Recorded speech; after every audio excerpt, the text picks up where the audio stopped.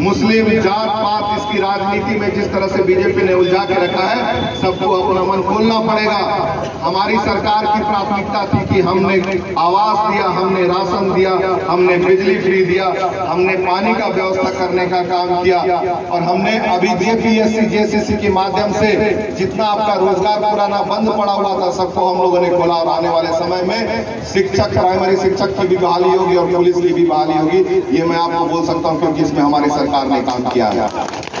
लेकिन ये आप हिंदू और जात पात के धर्म में चक्कर में पड़े रहे, और कोरोना के समय जो इंजेक्शन आपको पड़ा, आज ये पता चल रहा है कि कोरोना के इंजेक्शन की वजह से जो है लोगों को हार्ट अटैक हो रहा है।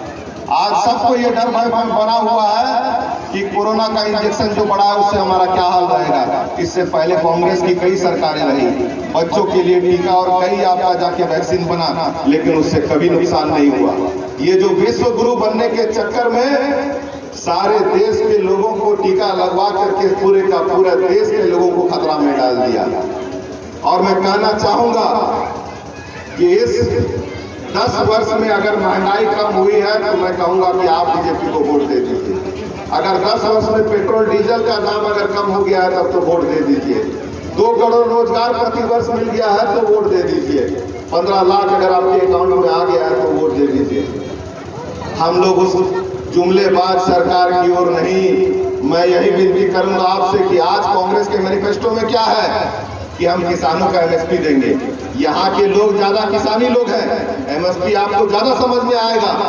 आज 10 साल में अगर किसानों पे डंडा बरसाया तो यही बीजेपी सरकार बरसाया। आपको भी याद रखना पड़ेगा, यहाँ पे जाति और धर्म की बात नहीं, किसान की बात है। तो पूरे देश का किसान जो है आज टकटकी लगाए बैठे हैं कि अगर केंद्र में इंडिया गठबंधन की सरकार बनेगी तो हमें एमएसपी मिलेगा। हर गरीब महिला को 1 लाख प्रति वर्ष देने की बात हो रही है, युवाओं को रोजगार देने की बात हो रही है। और मैं ये कह सकता हूं दावे के साथ कि इंडिया गठबंधन की सरकार बनेगी तो जो बातें कही गई है वो पूरा होगी। और लगातार जिस तरह से इधर जो बात करके डर का माहौल बनाया गया, राजमहल लोकसभा में विशेष करके ये कहा गया कि भाई बांग्लादेशी यहाँ घुस गए। 10 साल में आपकी सरकार अगर बांग्लादेशी थे तो जांच करवा लिए होते। आज जैसे ईडी, इनकम टैक्स और सीबीआई का छापा पड़वा करके विपक्ष के नेताओं को परेशान किया जा रहा है।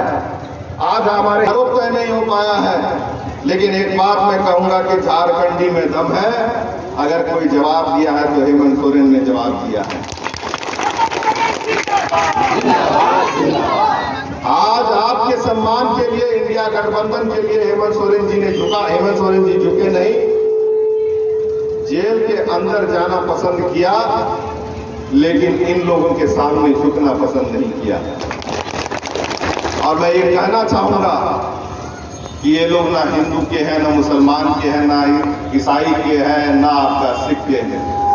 ये लोग भाई भाई से लड़ाएंगे। मणिपुर को जलाया, अब कोई और प्रदेश ना जले, यही आपसे विनती करना चाहता हूं। और मैं ये कहना चाहता हूं कि 1 तारीख को आपका वोट संविधान की रक्षा के लिए, इस देश में शांति व्यवस्था बहाल हो, उसके लिए हो। और मैं कहना चाहूंगा यहाँ के हमारे दियरा के बहुत सारे बच्चे जो है दौड़ लगाते हैं आर्मी में जाने के लिए।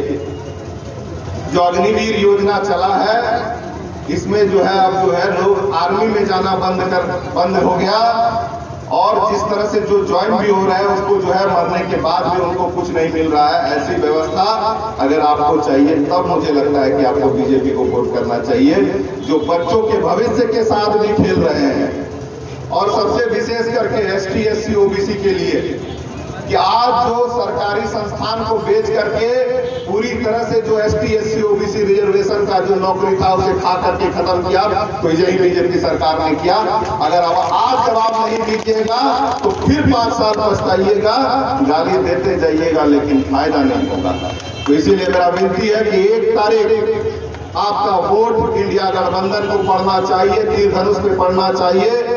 दिल्ली में सरकार बदले और हेमंत सोरेन जी भी बाहर आकर के जिस तरह से आप लोग के लिए काम किए आगे भी काम करें। इसी विनती के साथ मैं अपने बातों को विराम करूंगा। बहुत बहुत धन्यवाद, बहुत बहुत धन्यवाद। आज बड़ी खुशी की बात है इस चुनावी सभा में हमारे मंच में मदासिन हमारे बड़े भाई बहुत दिनों से ओम प्रकाश जी कह रहे थे कि पार्टी में झारखंड मुक्ति मोर्चा में शामिल हो गए, तो आज आपके सामने में हमारे माननीय और इंडिया गठबंधन के प्रत्याशी के द्वारा आज कार्यकर्ताओं के साथ शामिल हुए, इसके लिए बहुत बहुत धन्यवाद।